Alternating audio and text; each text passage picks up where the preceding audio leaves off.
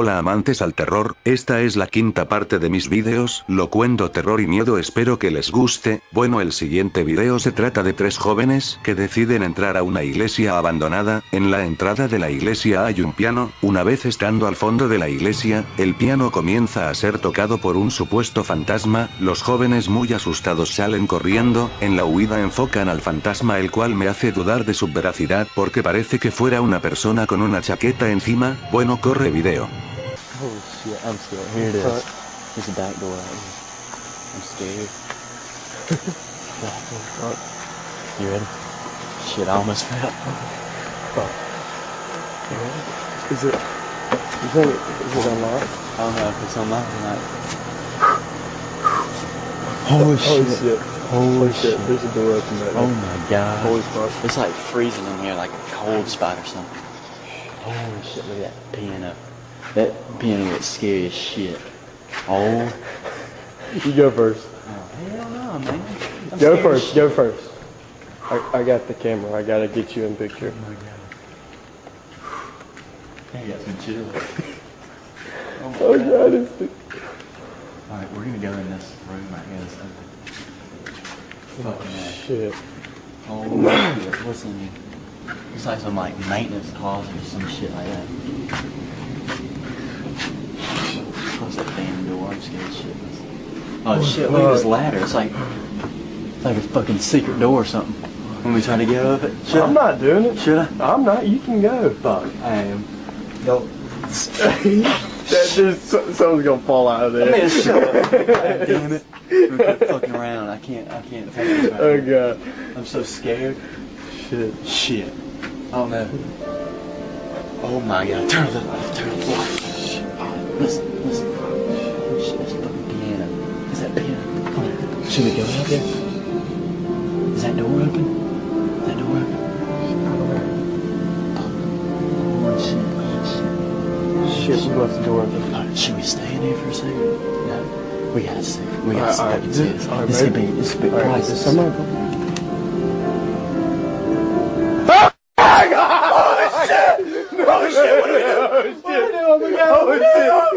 Oh my god, I don't know what to fucking do. Please, God, help me. I gotta make it out alive. I wanna see my mama. God damn. Alright. We gotta try to make it to the front door. Just run. Go.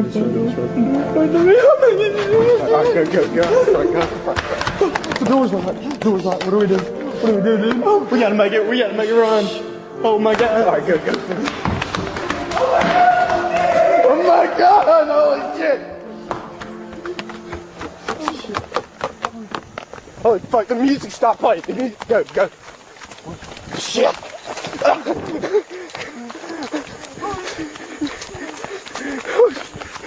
scared shit. He's following. Oh god. I can't breathe. I can't breathe. Keep going. Come on. What the hell was that? I don't know. I can't breathe. I'm so scared. Dude, I can't breathe for real. Yeah. Alright. Slow down. Look at this. Oh shit. Oh shit. I don't see him. Take it. I got it. Oh my god. I got spider webs all over me. Incredible. That's scary shit. I really, honestly, I think I shit my pants. Holy shit. Oh my god.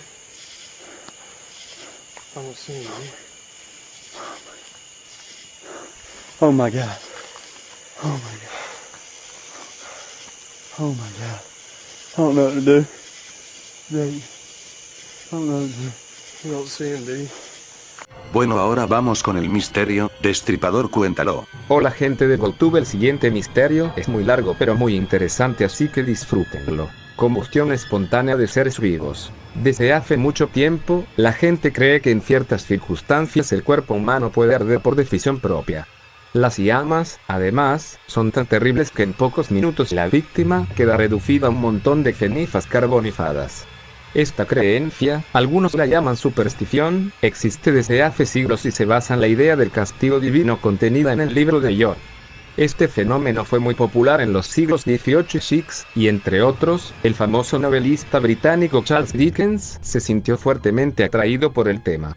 Dickens había examinado los casos de combustión espontánea humana, que abreviaremos CHE, como podría hacerlo un juez, conocía la mayor parte de los primeros casos, y describió algunos de ellos en sus obras, por ejemplo, La muerte de Croque en la casa desierta, escrita en 1852-53. La muerte de la condesa Cornelia Bandy, de 62 años, acaecida en abril de 1731 cerca de Verona, es uno de los primeros informes fiables de CHE. Según parece, la condesa se había acostado después de cenar y se quedó dormida después de conversar varias horas con su doncella. Por la mañana, la doncella volvió a despertarla y presenció una escena horripilante. La habitación estaba cubierta de hollín y el suelo cubierto de un líquido pegajoso. De la parte inferior de la ventana goteaba un extraño líquido amarillo grasiento que caía de forma poco usual. La cama, que no había sufrido daños, tenía las sábanas vueltas, indicando que la condesa se había levantado. A 1,5 metros de la cama había un montón de cenizas, 2 piernas intactas, con medias, entre las que yacían el cerebro, la mitad de la parte trasera del cráneo, el mentón y 3 dedos ennegrecidos.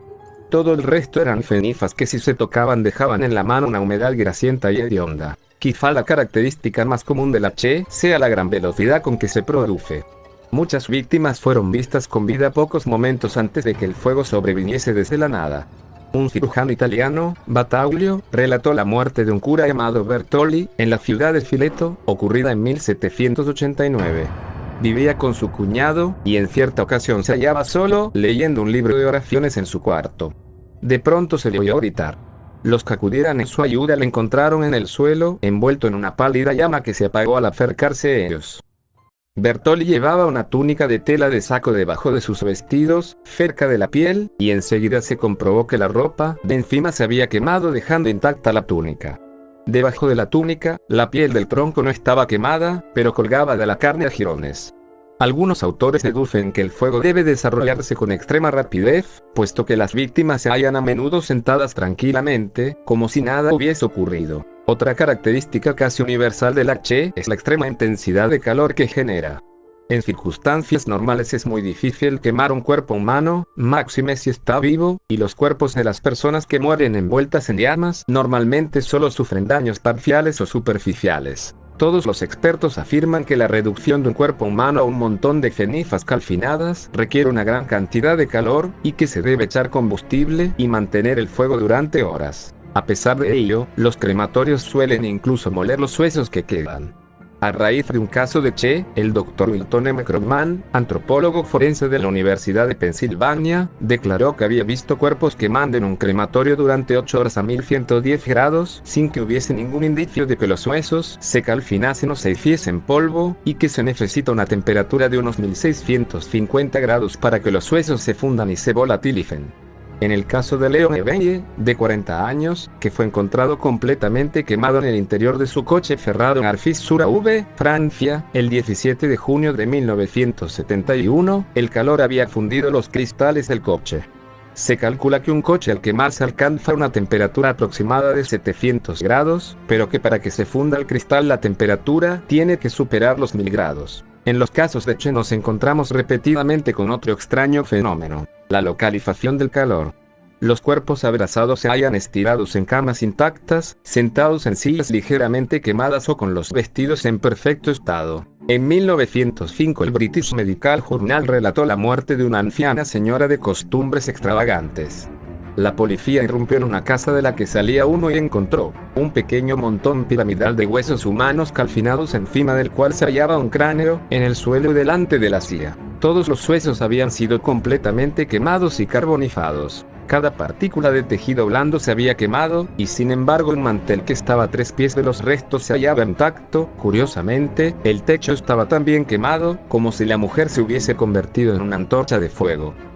Charles Fort, uno de los principales interesados en estos temas, narra en sus obras completas, 1941, 2 casos asombrosos. El primero, recogido por el Daily News el 17 de diciembre de 1904, describe cómo la señora Cochrane, de Falkirk, fue encontrada muerta por quemaduras en su habitación y totalmente desfigurada. No se oyó ningún chillido, y muy pocos objetos resultaron quemados. El fuego no estaba encendido. Se encontró su cuerpo carbonizado sentado en una silla, con cojines a su alrededor. El segundo caso, relatado en el Madras Mail del 13 de mayo de 1907, se refiere a una mujer del pueblo de Maner, cerca de Dinapore. Se había quemado su cuerpo, pero no sus vestidos.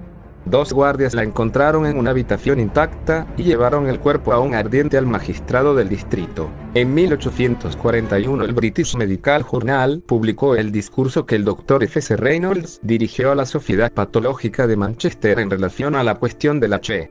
A pesar de que rechazaba la idea de la combustión espontánea, admitió la existencia de casos desconcertantes, y citó un ejemplo extraído de una experiencia personal. Una mujer de 40 años que había caído cerca de una chimenea. Fue encontrada la mañana siguiente, aún ardiendo. Lo que le sorprendió fue el daño que habían sufrido las piernas. El fémur estaba completamente carbonizado y envuelto en unas medias intactas. Las articulaciones de las rodillas estaban abiertas. Algunos especialistas en Che se han planteado el hecho de que las víctimas no griten ni luchen. Es algo más que un simple quemarse. Existen algunos elementos psíquicos que preceden o acompañan este hecho y que podrían explicar la apatía o incapacidad por parte de las víctimas supervivientes de explicar lo que les ocurrió.